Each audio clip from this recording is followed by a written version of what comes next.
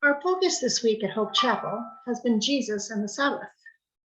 And I must confess at the outset, as I once again found myself in the office finishing my preparations for Sunday on my day off, that my observance of Sabbath needs some work.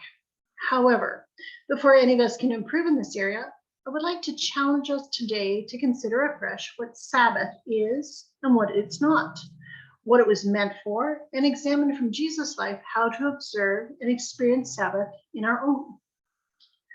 Let's begin by reading the fourth of God's 10 Commandments. Exodus 20, verses 8 to 11. Remember to observe the Sabbath day by keeping it holy. You have 6 days each week for your ordinary work, but the seventh day is a Sabbath day of rest dedicated to the Lord your God. On that day, no one in your household may do any work. This includes you, your sons and daughters, your male and female servants, your livestock, and any foreigners living among you. For in 6 days the Lord made the heavens, the earth, the sea, and everything in them. But on the seventh day he rested. That is why the Lord blessed the seventh day and set it apart as holy. Now, for those of us who've been Christians for some time, we were taught certain things about the Sabbath as children. It was a day of mandated rest, no work, no sports, etc. Does doing nothing but lying on your bed, reading your Sunday school paper sound familiar to any? The church our family attended taught that proper observance of the Sabbath contained far more don'ts than do's. The only permitted work on a Sunday was taking care of the barn animals, because you can't starve them for the day, but no field work was permitted. Meal preparation and cleanup was allowed, though no housework. Reading was fine, and of course the Bible was preferable, but crocheting was not permitted. I've heard from my husband that in his family, hanging out with friends was okay, but was never to include the playing of sports. In an attempt to provide guidance, the church became just as guilty as the Pharisees of missing the whole point. And to be honest, I'm not sure that we've got it right yet. The Lord's Day is, historically speaking, not the Sabbath. Sunday was instituted as an ongoing memorial of Jesus' resurrection from the dead. The New Testament refers to it as the first day of the week, but it didn't replace the Sabbath for many in the early church. It appears that many continued the tradition of resting on the Sabbath, which went from sundown on Friday night to sundown on Saturday, while also meeting together for worship on the first day of the week for the Lord's Day, which was, of course, Sunday. Over time, these 2 days began to morph. And during Constantine's reign, Christianity became the state religion. And he created a law on March 7th, 321 AD, declaring Sunday to be a day of rest for all. Ever wondered why we used to have Sundays off? This is why.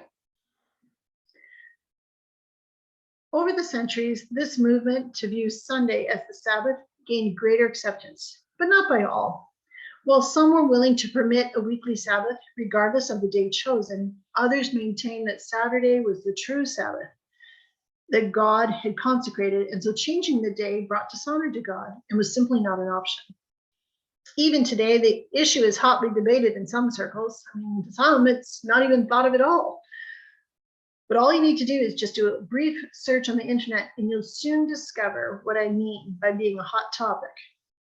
Some discount the need to observe Sabbath at all because Jesus has provided us with a Sabbath rest. They point to Colossians 2, 16 and 17, which says, "Therefore, do not let anyone judge you by what you eat or drink, or with regard to a religious festival, a new moon celebration, or a Sabbath day. These are a shadow of the things that were to come. The reality, however, is found in Christ."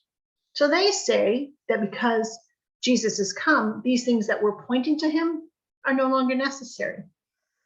Those on the opposing side actually read this to say that Paul is encouraging the Colossians to continue to observe the Sabbath day, despite what others might say. Another verse that is used often is Romans 14, 4-6, which says, "Who are you to judge someone else's servant?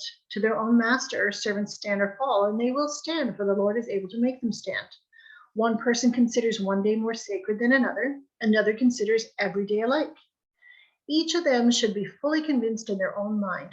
Whoever regards one day as special does so to the Lord. Whoever eats meat does so to the Lord, for they give thanks to God. And whoever abstains does so to the Lord and gives thanks to God as well. So in their mind's eye, no day could be considered sacred above another as long as you're convinced. Those on the opposing side, however, point out that nowhere does the text refer to Sabbath. And their suggestion is that it's simply about fasting. Well, I'm a little divided. Many of the requirements given by God in the Old Testament, especially with regard to how to worship Him, no longer apply. The temple as a building no longer exists. We're the temple. Every believer now serves as a place of residence for God. We are no longer required to make animal sacrifice. Jesus was the greatest and last sacrifice required on our behalf. We no longer have an earthly high priest to intervene on our behalf. Jesus has become our high priest. Yet, when it comes to the 10 Commandments, aside from the fourth one, which others would we dare set aside as no longer applicable? Think of it. Would any of these be ones that we would say, they no longer apply? The first one being, you are to have no other gods but God alone. Well, not that one. That's definitely for sure still in place. Or what about, you're not to make any graven images to worship? Or the third one, you're not to misuse God's name, whether as profanity or to apply God's authority to your own opinions. Of course, we wouldn't set those aside. Well, how about the next, as we continue past the Sabbath law, honor your father and mother? Well, yes. Do not murder? Of course not. Do not commit adultery. Do not steal. Do not lie about one another. Do not envy someone else's stuff. No, each and every one of those 9 commandments are still very much appropriate to apply. So why make an exception for the fourth? Jesus did tell us that he's fulfilled the requirements of these laws, but he has not come to abolish them. Matthew 5:17. So if the other 9 are to be left intact, we should be careful about dismissing the commandment concerning God's having made the 7th day holy. As I researched, I read one comment that I thought worth sharing. The Jews had 613 written laws in Torah and 50 times more than that in oral laws. But the Big 10, as outlined in Exodus 20, rather than being spoken by God for Moses to write down, were first written directly onto 2 stone tablets by the finger of God himself. They appear to enjoy a unique status among the laws of God. Just a thought worth pondering. Well, Jane, that's not entirely helpful. Where do we go from here now? To Jesus' example, of course. We're better. So when it comes to the oral law versus the written law, we need to understand a couple things. To say that oral law, those teachings not written down but shared verbally, were to be considered sacred would be a gross understatement. Many people live their lives never learning to read or write and had to depend on others to teach them. Even the Apostle Paul encouraged the Thessalonians in 2 Thessalonians 2:15, with all these things in mind, dear brothers and sisters, stand firm and keep a strong grip on the teaching we pass on to you, both in person, orally, and by letter, written. Not only that, but the written Torah could often be open to interpretation, and so it fell to the religious leaders to add explanations, which is the body of the oral Torah. In the case of the Sabbath, pains were taken to delineate what sorts of activities were permitted and which were not, in order that God would be honored on this day set apart for him. Well, Jesus never broke any of the written Torah, but he often ran afoul of the Pharisees when he didn't subscribe to their explanations contained in the oral Torah. The Malakah contains the 39 types of creative work prohibited on the Sabbath. There's the order of bread, which says you're not to plant, plow, reap, gather, thresh, extract, winnow, sort, purify, grind, sift, knead, amalgamate, cook, or bake. And then there was the order of garments. You are not to shear, scour, launder, card, comb, dye, spin, warp. Not sure what that is. making 2 loops, threading heddles, weaving, separating 2 threads, tying, untying, sewing, or tearing. The order of hides prevented a person from trapping, killing, flaying, skinning, curing, preserving, smoothing, scoring, or doing measured cutting. And the order of construction is the final one. You are not to write, erase, construct, demolish, extinguish a fire, ignite one, finalize the completion or fine-tuning or perfecting of something, or transferring between domains. The only exemption to any of these was in order to save a human life. Jesus' miracles for the Pharisees did not meet this exemption criteria. This did not, however, prevent Jesus from healing on the Sabbath, allowing his disciples to pick grain, or even stop him from instructing a newly healed man to stand, pick up his mat, and go home. His contempt for the oral Torah infuriated the religious leaders. Jesus challenged their explanations and recast the written Torah in the light of God's love and grace, shunning their cold-hearted and rigid requirements. The 10 Commandments have often been viewed as a list of rules for people to keep them in line, but that was never the purpose. Take another look and you will discover that God's commandments were about nurturing healthy relationships with him, with family, and with others. Remember the list? Commandments 5, that begins with honoring your father and mother and ends with 10 of not being envious, contains specific guidance for how to treat family members and others, and are covered by Jesus' command to love others as you love yourself. The first 4, which include the commandment about keeping the Sabbath, were meant to guide us in our relationship with God, to help us love the Lord our God with all our heart, soul, mind, and strength. So what was God's original intent for the Sabbath? Well, there's 3 passages that I'd like us to examine today that will identify what I have seen as 3 of the main purposes. There might be more, but these are 3 I've identified. So purpose number 1, it was to be a day of rest. From Matthew 12, 1-8, we read, "At about that time, Jesus was walking through some grain fields on the Sabbath. His disciples were hungry, so they began breaking off some heads of grain and eating them. But some Pharisees saw them do it and protested, 'Look, your disciples are breaking the law by harvesting grain on the Sabbath.' Jesus said to them, 'Haven't you read in the scriptures what David did when he and his companions were hungry? They went into the house of God, and he and his companions broke the law by eating the sacred loaves of bread that only the priests were allowed to eat. And haven't you read in the law of Moses that the priests on duty in the temple may work on the Sabbath? I tell you, there is no one here who's even greater. There is one here who's even greater than the temple. But you would not have condemned my innocent disciples if you knew the meaning of the scripture. I want you to have mercy, not offer sacrifices. For the Son of Man is Lord, even over the Sabbath.'" The Sabbath was one of God's gifts to humanity, a regular opportunity to rest, to recalibrate, and to reconnect with the Creator. God had rested from his work, but not because he was exhausted, but to take time to enjoy what he had made. He wanted us to take 1 day a week to set aside the work of making a living, to enjoy being alive. He gave his creation a Sabbath for their good, and not to create hardship. The Pharisees saw strict obedience to the law as being the means to avoid God's wrath, and so outlined in great detail all the ways that they believed God's ire could be roused. Jesus challenged this notion. God was far more concerned with their demonstrations of mercy than with their strict adherence to the rules. And their assertions that the oral Torah was equally authoritative to the written Torah made them guilty of putting their own ideas on par with God's commands.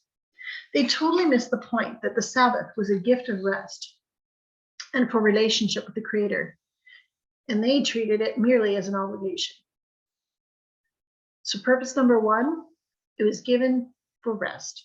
Purpose number 2 was a day to honor God. So Luke 13, 10-21. One Sabbath day, as Jesus was teaching in a synagogue, he saw a woman who'd been crippled by an evil spirit. She had been bent double for 18 years and was unable to stand up straight. When Jesus saw her, he called her over and said, "Dear woman, you are healed of your sickness." Then he touched her, and instantly she could stand straight. How she praised God.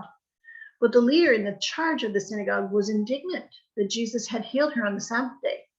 There are 6 days of the week for working, he said to the crowd. Come on those days to be healed, not on the Sabbath.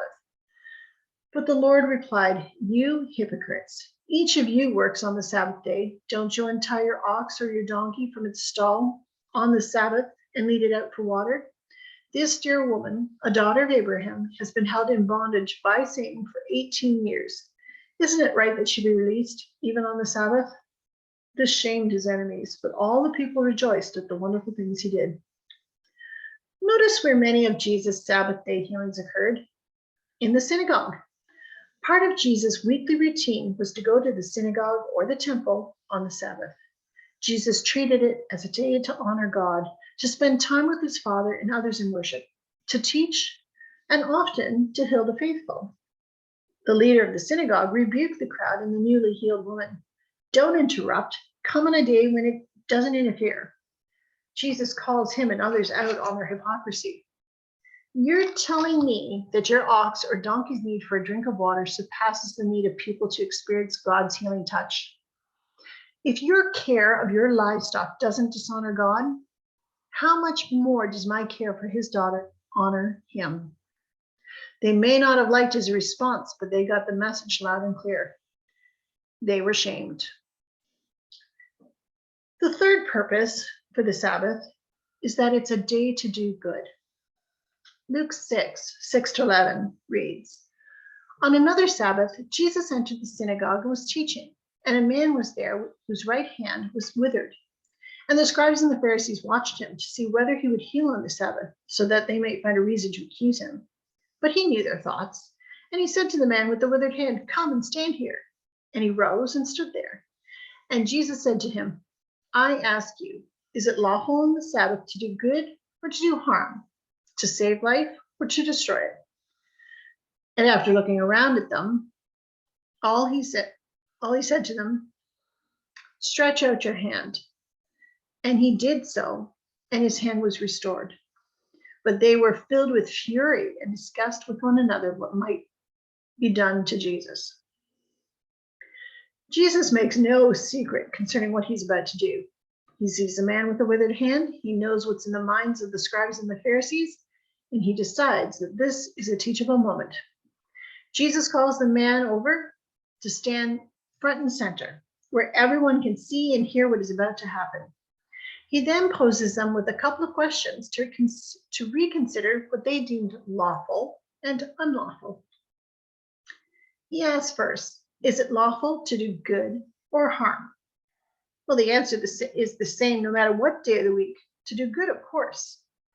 Then he equates his healing with saving life, which by the Pharisees' own admission is the one allowable exception for breaking the Malaka's long list of forbidden works.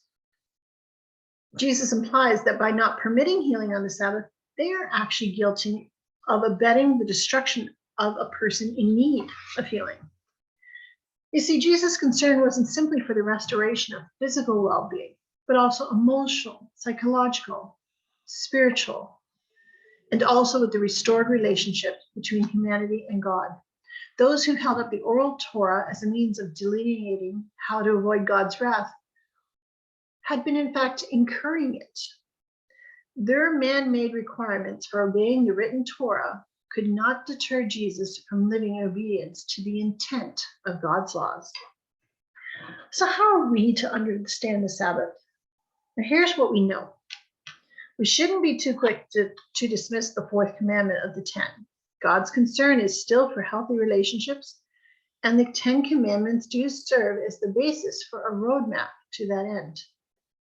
The Sabbath is a gift from God to give us chances to enjoy life and take a break from making a living.